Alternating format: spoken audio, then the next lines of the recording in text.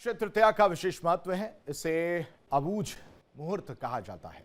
इस दिन विवाह, शादी समेत किसी भी काम को पूर्ण करने के लिए शुभ मुहूर्त देखने की आवश्यकता नहीं पड़ती। मान्यता है कि इस दिन स्नान, दान, पूजा पाठ, जप, तप और दान करने से और ना खत्म होने वाला पुण्य जो है वो प्राप्त होता है। इस पावन अवसर पर वृंदावन के राधा दामोदर मंदिर में विशेष चंदन श्रृंगार की परंपरा निभाई जाती है। रिपोर्ट देखिए।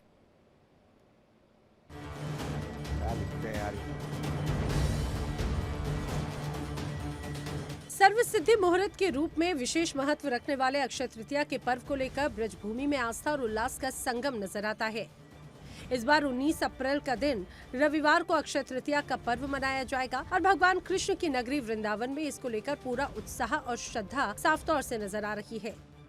वृंदावन के प्रमुख सप्त देवालयों में शामिल श्री राधा दामोदर मंदिर में इस पावन अवसर पर सदियों पुरानी चंदन श्रृंगार की परंपरा निभाई जाएगी। करीब 500 वर्षों से चली आ रही इस परंपरा के तहत अक्षय तृतीया के दिन ठाकुर जी का विशेष चंदन लेप से श्रृंगार किया जाता है, जो भक्तों के लिए अत्यंत दुर्लभ और पुण्यदायक माना जाता है।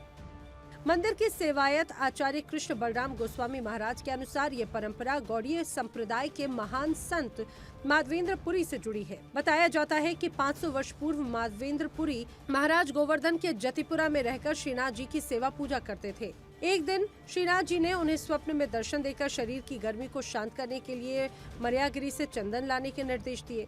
आचार्य के अनुसार जब माधवेंद्रपुरी चंदन लेकर लौटे, तब खरीचौरा गोपीनाथ मंदिर में उन्हें पुनः आदेश मिला कि वो वही चंदन से ठाकुर जी का श्रृंगार करें। इस सेवा से श्रीनाथ जी स्वयं प्रसन्न हो जाएंगे। तभी से ये परंपरा शुरू हुई, जो आज भी जीवंत है। इसी परंपरा के चलते उड़ीसा में चंदन यात्रा 21 दिनों तक मनाई जाती है, जबकि व्रज में अक्षय तृतीया के दिन ही भगवान का सर्वांग चंदन श्रृंगार किया जाता है। हमारे साथ में जो है सेवायत गोस्वामी है, जो दामोदर मंदिर जो है, जो ब्रज के वृंदावन के सेवा सप्त देवालयों में से एक है, उसके गोस्वामी मौजूद हैं। गोस्वामी जी, क्या नाम है आपका? कृष्ण बलराम गोस्वामी। गोस्वामी जी, ये जो परंपरा है कितने वर्षों पुरानी है और इस परंपरा को आज भी किस तरह से निर्वहन किया जा रहा है? बोलो श्री राधा दामोदर लाल की जय। ये परंपरा लगभग 500 वर्ष पुरानी है। जतिपुरा गोवर्धन में जो स्थान है, उसका पहले यतिपुरा, यति माने सन्यासी, तो वहाँ पर एक संत हुए थे माधवेंद्रपुरी पाद। वहीं साधना भजन वहीं करते थे। तो एक रात श्रीनाथ जी ने उनको दर्शन दिया।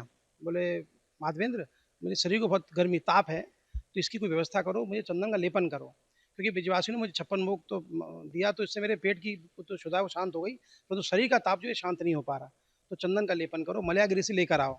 तो माधवेंद्रपुरी पाद वहाँ से निकले और वो मलयागिरी से चंदन लेने गए। तो चंदन लेके जब लौट रहे थे, काफ़ी रात हो गई, तो एक जगह विश्राम करा। तो जगह जहाँ विश्राम किया, वो जगह का नाम है खीरचोरा गोपीनाथ। तो वहाँ पर श्रीनाथ जी ने दर्शन दिया। बोले कि एक काम करो, तुम इन्हीं को अर्पण कर दो चंदन, इनको अर्पण करने से मुझे शीतलता मिल जाएगी। तो उन्होंने फिर उसी दिन, क्योंकि वो उसी दिन लेपन किया, तो वो अक्षय तृतीया का दिन था, इसलिए परंपरा प्रारंभ हुई। उसी दिन से ही ये परंपरा प्रारंभ हुई। तो उन्होंने खीरचोरा गोपीनाथ को पूरा चंदन का लेपन किया। लेपन हो रहा है उड़ीसा में, और ठंडक मिल रही है गिरिराज जी में, हमारे श्रीनाथ जी को। इस प्रकार से परंपरा प्रारंभ हुई, क्योंकि ये पुरी में प्रारंभ हुई थी, इसलिए वहाँ पर 21 दिन मनाया जाता है। वहाँ ठाकुर जी को 21 दिन सर्वांग चंदन का लेपन रहता है। ब्रज में 1 दिन के लिए होता है। वृंदावन के बाकी बिहारी मंदिर में भी होली के बाद से ही चंदन घिसने की प्रक्रिया शुरू हो जाती है। वहीं राधा दामोदर मंदिर में दक्षिण भारत से मंगाए गए उच्च गुणवत्ता वाले चंदन को प्रतिदिन घिसकर विशेष लेप तैयार किया जा रहा है। इस लेप में कई प्रकार की जड़ी बूटियां मिलाई जाती हैं, जिससे ये अत्यंत शीतल और सुगंधित बनता है। आचार्य पूर्णचंद्र गोस्वामी महाराज ने बताया कि अक्षय तृतीया के दिन ठाकुर जी को वस्त्र धारण नहीं कराए जाते, सिर्फ चंदन लेप से ही उनका श्रृंगार किया जाता है। इस दिन ठाकुर राधा दामोदर लाल के सर्वांग दर्शन होते हैं, जो साल में केवल एक बार ही संभव हो पाते हैं। मान्यता है कि इन दुर्लभ दर्शनों से भक्तों की कष्ट और ताप दूर हो जाते हैं। इस अवसर पर भगवान को शीतलता प्रदान करने के लिए सतुआ, शरबत और अन्य प्रसाद अर्पित किए जाते हैं। साथ ही भगवान के चरणों में चंदन के लड्डू भी अर्पित करने की परंपरा है। मंदिर गोस्वामियों के अनुसार इस विशेष पर्व पर देश भर से हजारों श्रद्धालु वृंदावन पहुंचते हैं और भगवान के चंदन श्रृंगार के दर्शन कर आध्यात्मिक शांति प्राप्त करते हैं। अक्षय तृतीया के अवसर पर वृंदावन की धार्मिक आस्था और परंपराओं का अद्भुत संगम देखने को मिलता है, जो व्रज की सांस्कृतिक विरासत को जीवंत बनाए हुए है।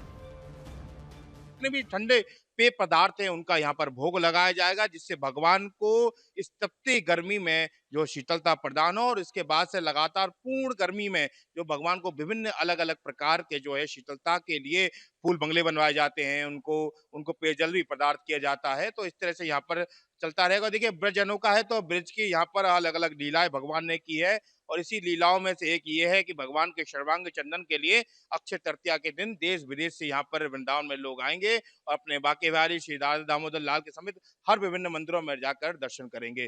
प्रेम कौशिक, इंडिया डेली, मथुरा वृंदावन। और यहाँ रुकते कुछ पलों के लिए इंडिया डेली पर खबरों का सिलसिला लगातार जारी है। इंडिया डेली अब आपके स्मार्ट टीवी पर भी मौजूद है। इंडिया डेली 24/7 अब इन सभी प्लेटफॉर्म पर लाइव देखें।